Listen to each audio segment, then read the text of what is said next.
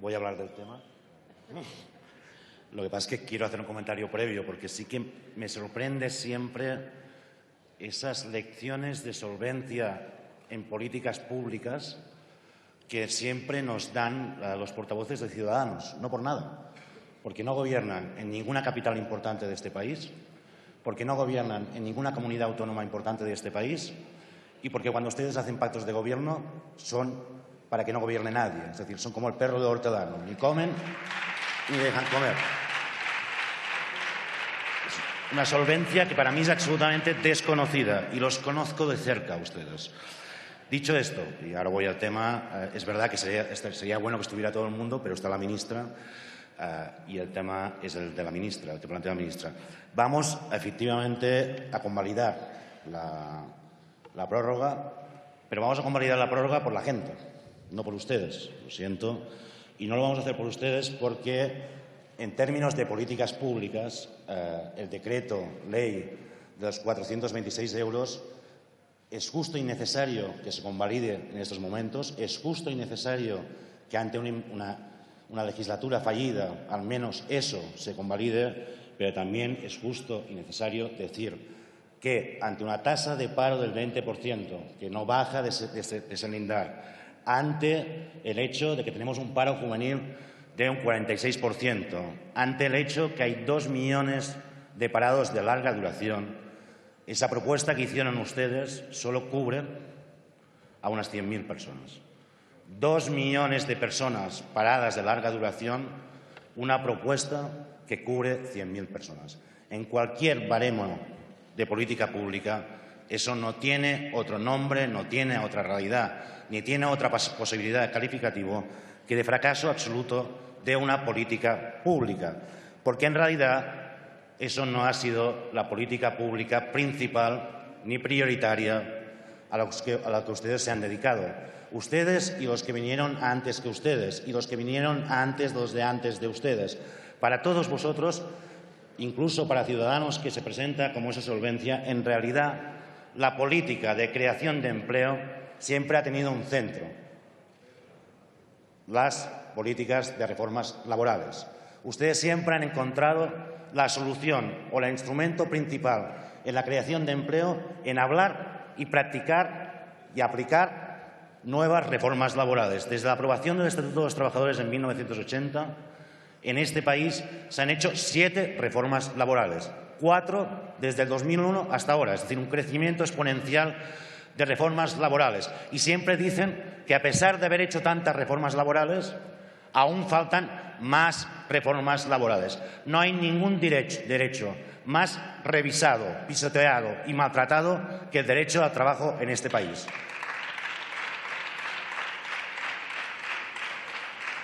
Bueno, de hecho, sí que hay uno.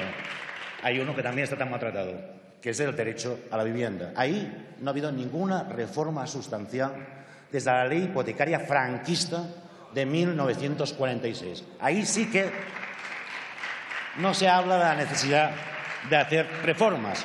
Y en este ritmo de crecimiento exponencial que vamos a parar,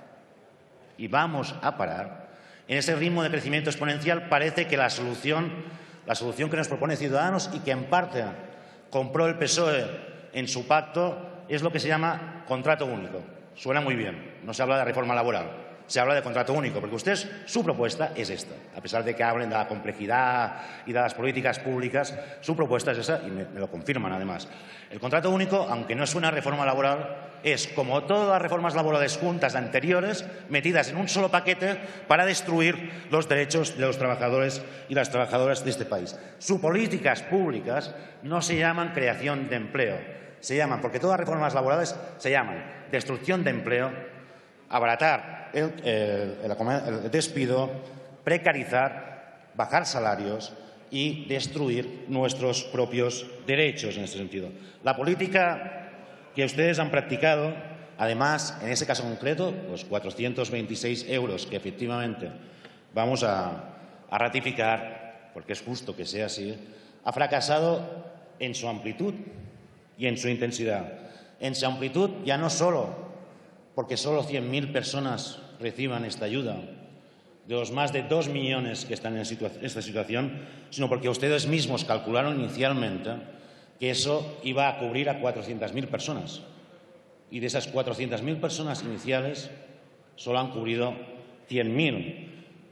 Pusieron una dotación el año pasado de 850 millones para esa ayuda.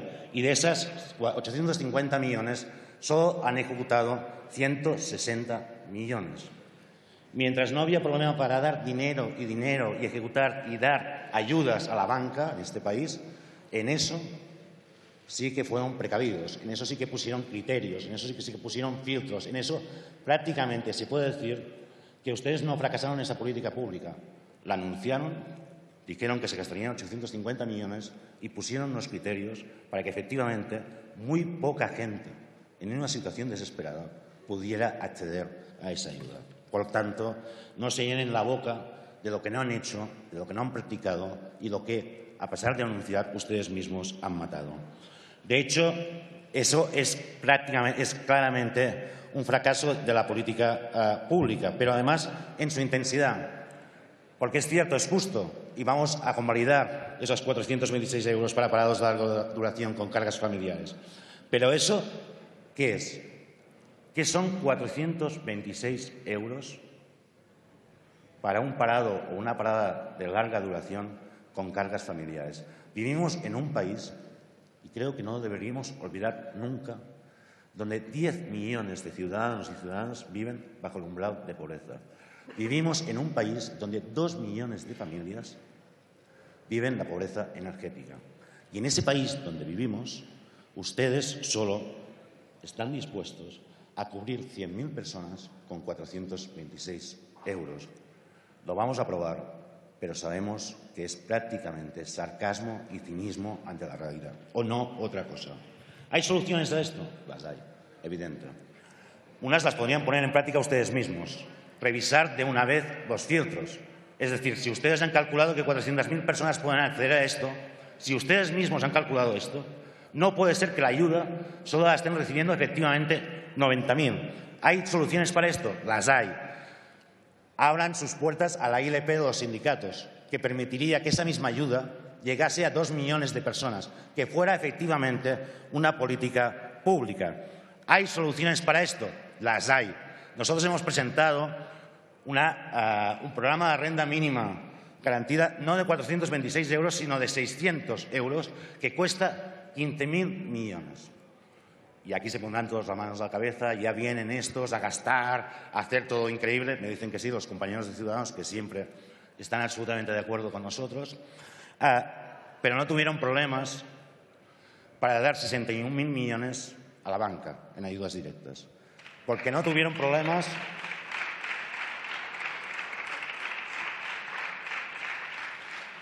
en facilitar un fraude fiscal que, por lo que hemos visto, afecta hasta a exministros recientes de su propio gobierno. Los papeles de Panamá son el manifiesto más claro de hasta qué punto las élites se han estado riendo de los de abajo. ¿Hay soluciones? Las hay. ¿Las podremos tener ahora? No. Eso es cierto. Y voy terminando ya. Esta ha sido la legislatura más corta de la historia.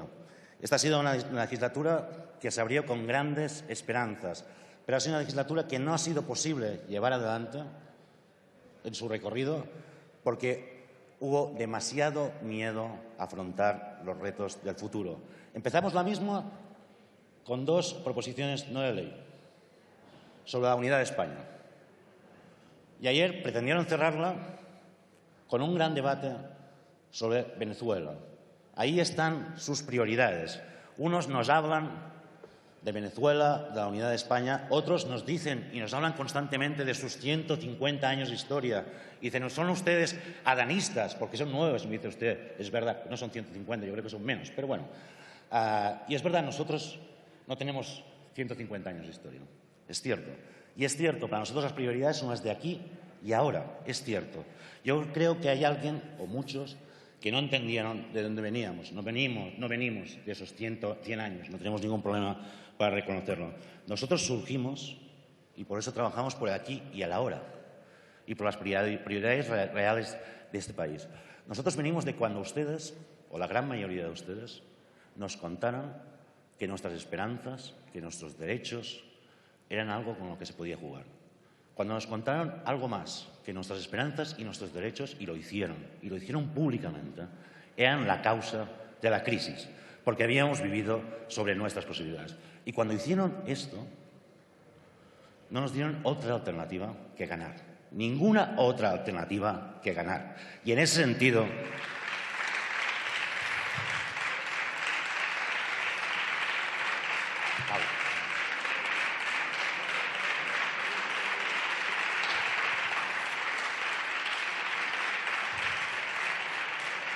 lo siento por los problemas o los miedos que tengan algunos. No hemos venido a hacer el sorpaso a nadie. Hemos venido a cambiar este país. Y eso es lo que propusimos.